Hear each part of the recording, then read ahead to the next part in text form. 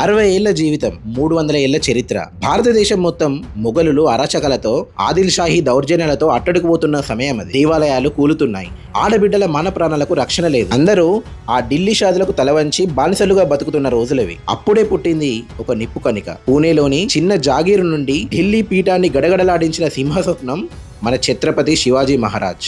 ఆయన దగ్గర లక్షల సైన్యం లేదు, పెద్ద పెద్ద ఆయుధాలు లేవు. ఉన్నదల్లా గుండె నిండా ధైర్యం, మెదడు నిండా తెలివి. ప్రపంచానికి గనిమీ కావా అంటే ఏంటో రుచి చూపించాడు. కొండల్లో దాక్కొని మెరుపులా దాడి చేసి శత్రువు తేరుకునే లోపే మాయమవ్వడం ఆయన యుద్ధ తంత్రం. అందుకే ఆయన్ను శత్రువులు మౌంటైన్ రాట్ అని భయంతో పిలిచేవాళ్ళు. గుర్తుందా ఆ ప్రతాప్గఢ్ యుద్ధం?